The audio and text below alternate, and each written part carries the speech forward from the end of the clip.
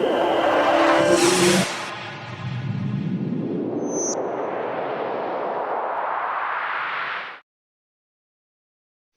दोस्तों, नमस्कार। मैं प्रदीप मिश्रा हाजिर हूँ आपके अपने चैनल प्रदीप मिश्रा एस्ट्रोलॉजर। आज हम लोग बात करेंगे राहु का द्वादश भाव में फल कैसा होता है। जैसा कि आप इस कुंडली में देख रहे हैं, जहाँ पे राहु बैठे हैं, जिसे हम कहते हैं द्वादश भाव। अब द्वादश भाव में राहु कैसे रिजल्ट देंगे, क्या करेंगे? देखिए, एक चीज है, राहु राहु जब द्वादश भाव में होते हैं तो एक चीज मान लीजिए कि द्वादश भाव जिन चीजों को रिप्रेजेंट करता है, कहीं ना कहीं राहु उससे रिलेटेड प्रभाव देंगे। अब यहाँ पे काल पुरुष की कुंडली के हिसाब से बात करें तो ये घर बृहस्पति का पड़ता है, बृहस्पति देव का, जो मीन राशि में आएगा। अब डिपेंड करता है हर व्यक्ति की कुंडली में हर व्यक्ति कुंडली में मेष लग्न तो होगा नहीं, तो यहाँ पे और भी कोई लग्न हो सकती, तब यहाँ पे 12वें भाव में या द्वादश भाव में वहां पे राशि बदल जाएगी, तो किसी और प्लेनेट का इफेक्ट आएगा। अब कौन सी राशि है? अब 12वां भाव देता क्या है? 12वां भाव देखिए, व्यय का घर तो है ही है और विदेश का भाव भी है। और एक चीज और मानिए, विदेश का भाव होने के साथ साथ यहाँ पे सरकार से दंड मिलता है, सरकार के द्वारा कोई आप कारावास काटते हैं तो उसका भी भाव ये देखा जाता है। लेकिन जिंदगी में एक चीज बता दें कि आदमी को आगे बढ़ने के लिए, लग्जरियस चीजों को लेने के लिए, अपने लिए खर्चे के लिए, तो द्वादश भाव का भी अच्छा होना जरूरी होता है। ये त्रिक भाव भी माना जाता है, लेकिन इस त्रिक भाव का भी कुछ मतलब है, क्योंकि अगर कुंडली में 12 घर हैं तो 12 घरों का अपनी अपनी जगह महत्व हर घर का है, ठीक है ना। तब आपको बताया, जब राहु यहाँ पे अगर योगकारी हो जाए या उच्च के हो जाएं, अपनी मित्र राशि के हो जाएं, तो एक चीज मान लीजिए, ऐसा जातक अपने जन्म स्थान से दूर जाके या जन्म स्थान में भी रह के उसके जो लिंक्स होंगे वो विदेशों में होंगे। नहीं तो ऐसे जातक अगर जैसे उच्च का अगर किसी का राहु यहाँ पे बैठा है तो ये देखा जाएगा कि वो उस जातक की, एक चीज बता दें, या तो वो विदेश में सेटलमेंट होगा उसका, लगभग ये मान के चलिए 80% वो विदेश में जीवन यापन कर रहा होगा, वहीं पे अपनी फैमिली के साथ सेटल होगा, या उसका कुछ ऐसा कारोबार होगा जिसका उसका कंटिन्यूअस विदेश से आना जाना बना रहेगा। अब बात करते हैं कि एक बिजनेस अगर मान लीजिए यहाँ पे हिंदुस्तान में कोई करता है और कोई अब्रॉड जाके रहता है, एक चीज मान लीजिए, अगर हिंदुस्तान में रहता है तो अब्रॉड से कुछ उसके कनेक्शन होंगे कि वो विदेशी पैसा किसी तरह कमा रहा होगा, उसके जो भी बिजनेस कर रहा होगा वहां पे कुछ ना कुछ ऐसा वर्क होगा कि उसका विदेश से पैसा आना रहेगा, इंपोर्ट एक्सपोर्ट कुछ भी ऐसा हो सकता है कि वो उसके लिंक्स होंगे, ऐसी चीजों से वो पैसा कमाएगा। दूसरी चीज, यहाँ पे जब राहु अच्छे होंगे तो एक चीज बता दें, जातक को धन के प्रति अभाव नहीं होने देते, धन की मात्रा में। और एक चीज और बता दें, यहाँ पे व्यक्ति राहु जब अच्छी पोजीशन में उच्च के होके यहाँ पे बैठते हैं तो ऐसी कुंडलियों में एक चीज ये भी देखें, यहाँ पे बुध का भी रोल आ जाता है।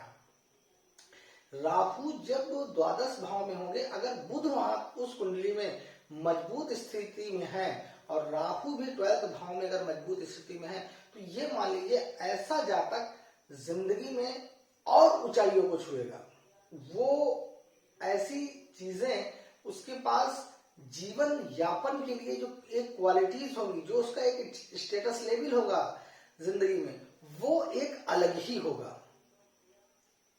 उसके पास आर्थिक और भौतिक सुखों में बहुत मजबूती आप देखेंगे, कि उसके पास किसी चीज की कमी आप नहीं देखेंगे, क्योंकि वो आर्थिक और भौतिक वस्तुएं जितनी भी होंगी, जितना भी आज की भौतिक सुख हैं, वो उसके पास आप सारे मौजूद देखेंगे और जिंदगी में वो एक आयाम हासिल करेगा।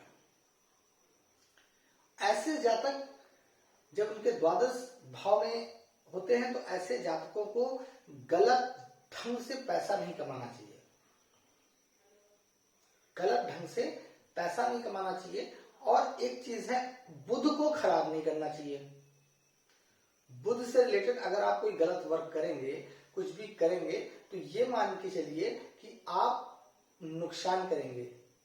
आपकी बेटी या आपके मतलब आपकी बेटी जैसी या स्त्री वर्ग को जो आपकी बेटी समान लगे, उनको आपको नुकसान नहीं करना चाहिए, उनसे अपशब्द नहीं बोलना चाहिए, उनसे किसी टाइप का आपको गलत व्यवहार नहीं करना चाहिए। तब अगर आपका बुध खराब होगा तो कहीं ना कहीं राहु पे भी इफेक्ट पड़ेगा, तब वहां पे आपको नुकसान होगा।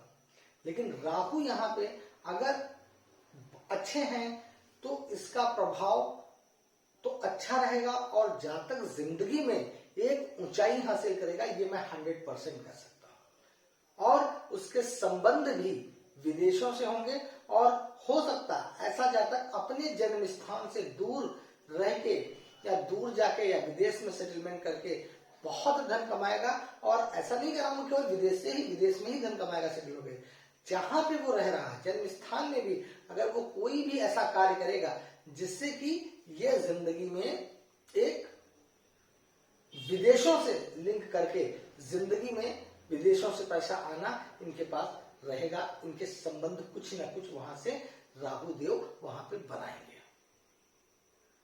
ऐसे जातक अगर जॉब में भी हैं तो इनका जो दिमाग होता है वो एक अलग क्वालिटी का होता है और ये चीजों को बहुत शार्प तरीके से सोचते हैं। इनका वर्किंग स्टाइल एक अलग होता है और चीजों को वर्किंग में कुछ नया करना, कुछ नई तरीके से पैसा हासिल करना, इनकी एक क्वालिटी अलग होती है। नई तरीके से काम करना, किसी चीज को क्राफ्ट तैयार करना, मतलब एक नए मॉडल में तैयार करना, इनके अंदर एक ये ऐसी कलाएं इनके अंदर देखी जाती हैं और उससे इनके जीवन पे बहुत फर्क पड़ता है और जिंदगी में एक ऊंचाई छूते हैं। द्वादश भाव वाले राहु अगर यहाँ पे राहु खराब है, नीच के हैं, अशुभ फल दे रहे हैं, तो यहाँ पे ऐसा जातक छल कपट से कार्य करने वाला, छल से ठगने वाला, छल से कोई पैसा ऐंठने वाला,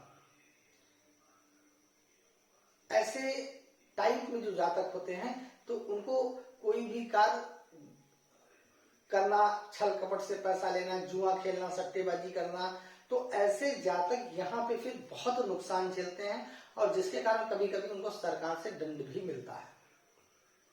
चोरी करना, किसी को ठग लेना फ्रॉड तरीके से, तो ऐसे जातकों को फिर यहाँ पे दंड भी मिलता है और जिंदगी में कभी कभी ऐसे जातक लॉटरी, सट्टेबाजी या शेयर मार्केट में कभी कभी ऐसा पैसा अपना लगा देते हैं जिससे कि इनका बहुत नुकसान हो जाता है और इनकी आर्थिक स्थिति बहुत खराब हो जाती है और अचानक धन बहुत लॉस हो जाता है, जिसके कारण इनके पास पैसे की तंगी भी आ जाती है।